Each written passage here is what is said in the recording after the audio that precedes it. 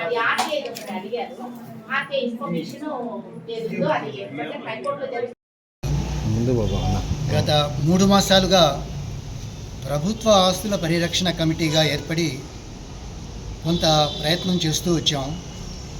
వెంకటగిరిలో వివిధ ప్రాంతాలలో జరిగినటువంటి భూ కబ్జాల గురించి ప్రజల దృష్టికి, అధికారుల దృష్టికి, రాజకీయ నాయకుల దృష్టికి తీసుకువచ్చి వాటిని కాపాడేటువంటి ప్రయత్నం చేస్తూ వచ్చాం.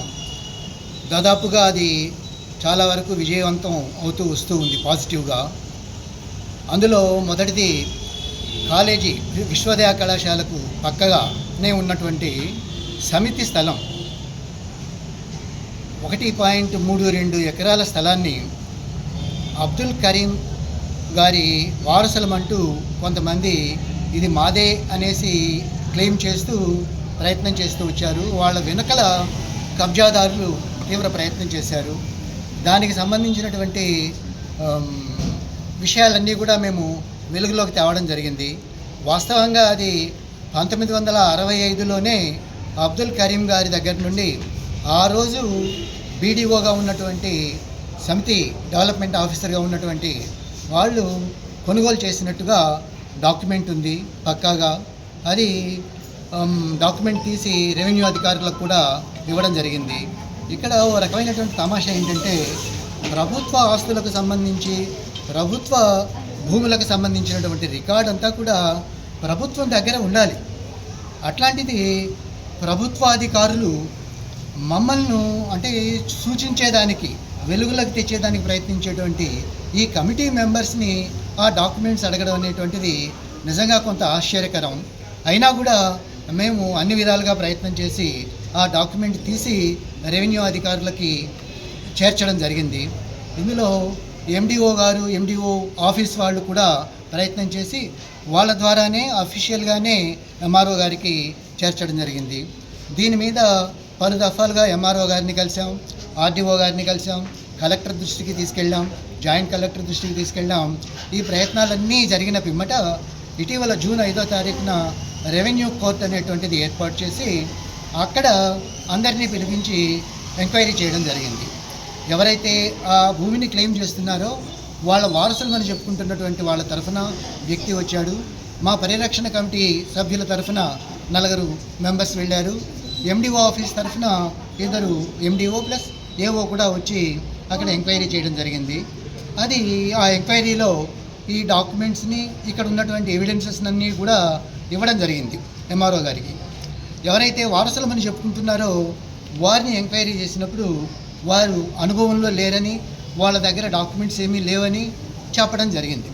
సో ఈ ఎంక్వైరీ జరిగిన తర్వాత దాని మీద ఎంఆర్ఓ గారు యాక్షన్ తీసుకుంటామని ఆర్డీఓ గారికి తెలియజేస్తామని చెప్పడం జరిగింది. ఇప్పుడే ఎంఆర్ఓ గారిని కూడా కలవడం జరిగింది. ఆమె ఆర్డర్ అయింది, మీకు కమ్యూనికేట్ చేద్దాము అనేసి చెప్పడం జరిగింది. పోతే జెడ్పీ హై స్కూల్ గ్రౌండ్కి సంబంధించి కొంత కబ్జా అయితే జరిగింది. దాన్ని చాలామంది, ఒక 5 మంది వ్యక్తులు తమ సొంతం చేసుకోవాలనేటువంటి ప్రయత్నం చేస్తూ ఉన్నారు. దాని మీద కూడా పోరాటం సాగించాలనేటువంటి నిర్ణయం తీసుకోవడం జరిగింది. దానికి సంబంధించినటువంటి రికార్డ్స్ అన్నీ కూడా సేకరించేటువంటి ప్రయత్నం చేస్తూ ఉన్నాం.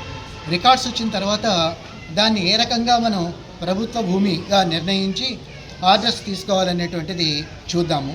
ఈ ప్రయత్నంలో భాగంగా మేము దశల వారీగా కార్యక్రమాన్ని ఏం చేయాలనేటువంటిది నిర్ణయించుకొని ఆ రకంగా ప్రయత్నం చేయడానికి ప్రయత్నం చేద్దాం. మేము ఈ వారం చివరిలో వెంకటగిరి పుర ప్రజలకందరికీ కూడా ఇటీవల జరిగినటువంటి ప్రయత్నాలన్నీ కూడా మీడియా మిత్రులు చాలా సహకరించి ప్రజల దృష్టికి తీసుకురావడం, అధికారుల దృష్టికి తీసుకురావడం జరిగింది. మేము కూడా మా వంతు కృషిగా ప్రజలందరికీ కూడా కరపత్రాల ద్వారా తెలియజేసి సంతకాల సేకరణ అనేటువంటి ఉద్యమాన్ని చేపట్టదలిచాం. సుమారుగా వెంకటగిరి ప్రజలందరికీ కూడా తెలియజేసి ఓ 20-30 వేల మంది సంతకాలను సేకరించి దాన్ని అధికారుల దృష్టికి తీసుకెళ్లడం అనేటువంటిది చేస్తాము. ఈ సందర్భంగా మేము చెప్పదలుచుకున్నది ఏంటంటే, ప్రజల ఆస్తి ప్రభుత్వ భూమి అంటే అది అందరికీ సంబంధించిన ఆస్తి.